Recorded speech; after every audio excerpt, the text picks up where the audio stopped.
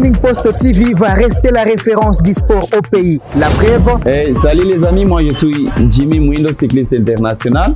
Suivez-nous sur Kivu Morning Post. Allez. Je suis Jackson Lunanga, international congolais. Je vous invite tous à suivre les sports sur Kivu Morning Post. Je suis Jacques Kianga, journaliste et sportif basé en RDC, en direct de Kivu Morning Post. Allez, c'est la nouvelle semaine sportive sur Kivu Morning Post TV. C'est la reprise chez les Corbeaux du tout-puissant Mazembe. Les clubs de Lubumbashi annoncent des renforts. Les Léopards de la RDC ont passé à côté de leur premier match du tournoi Fati Cup, une compétition de moins de 20 ans qui se joue à Kinshasa. Les FC Nyiragongo étaient en assemblée générale ordinaire ce dimanche dans la ville d'Iguma. Vous aurez également les journaux du Mercato de Flash Foot. Bienvenue à suivre en tout cas ce numéro de Total Sport.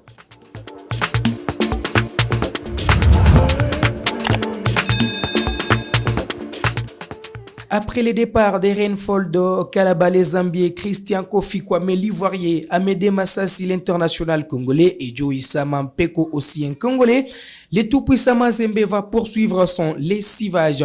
Selon le programme du club de Lubumbashi, la première annonce des nouvelles recrues aura lieu ce mardi 4 juillet 2023 avant les départs vers Futuka le 5 juillet, soit un jour plus tard pour les premiers regroupements.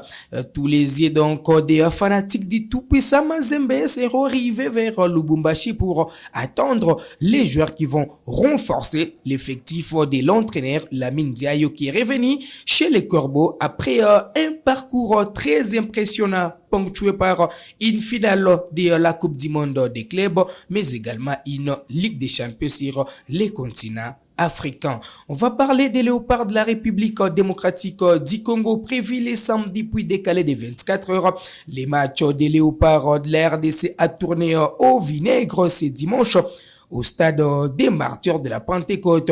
Une rencontre au cadre avec la première journée du tournoi Fati Cup de l'Union des fédérations de football de l'Afrique centrale de moins de 20 ans. Les poulains du coach Guy Boukassa ont perdu devant les Gabons 3-4 malgré les doublés de Orso Mwaku, l'avant-centre du FC Saint-Éloi.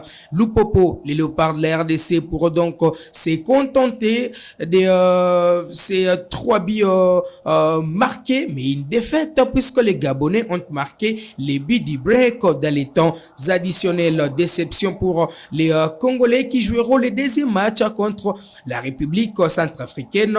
La RCA occupe d'ailleurs la dernière position en ex-aequo avec les Léopards de la RDC dans cette compétition à 4 après le désistement des deux pays, y compris les Cameroun. Bonne chance aux Congolais pour les prochains matchs contre la RCA. Alors, on va parler football de la ville touristique de Goma. Le FC Nyiragongo était en assemblée générale ordinaire ce dimanche. Question d'évaluer la saison finissante et passer à l'autre étape qui est la préparation de la nouvelle saison sportive. On va suivre ensemble ces reportages.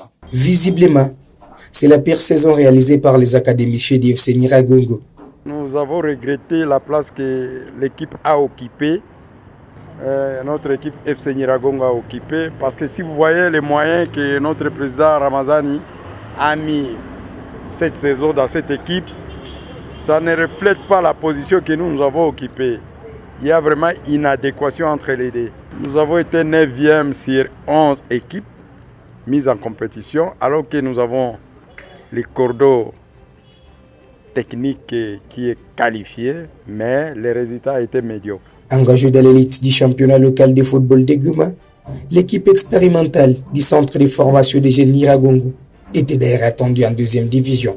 Nous sommes satisfaits parce que le président de l'attente de football de Goma nous a rassuré que Nyiragongo ne sera pas relégué, parce qu'étant donné que Mwangaza s'est qualifié, il y a déjà une place.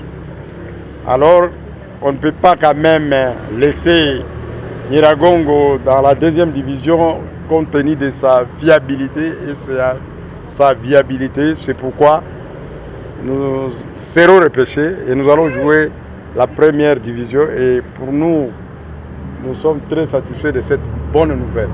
Pour la nouvelle saison sportive, les comités sportifs dirigés par le président Chabani Ramazani s'est fixé l'objectif de revêtir Nyiragongo son ancienne plus belle robe. C'était au cours de l'Assemblée générale ordinaire tenue ce dimanche 2 juillet 2023. Les budgets de l'équipe quittent désormais de 16 000 à 21 000 dollars américains, ont précisé les dirigeants sportifs. Le FC Nyiragongo mérite mieux que son positionnement de l'année finissante. Cette école de football a formé plusieurs joueurs qui évoluent dans différentes équipes de la RDC et d'en dehors du pays. Certains ont d'ailleurs porté les maillots de la sélection nationale dans différentes sélections d'âge. Allez, en Europe, c'est la période du mercato. Plusieurs joueurs vont bouger, comme Cédric Bakambu, l'international congolais qui s'est engagé avec un club des Émirats Arabes Unis, comme Lionel Messi qui est parti aux États-Unis, ou encore Cristiano Ronaldo qui a bougé. On va suivre ensemble ce journal des mercato de nos amis des Flash. Allez, ça sera tout pour ces numéros de Total Sport sur Kivu Morning Post TV. Merci de nous renouveler votre confiance. On se fixe rendez-vous très prochainement.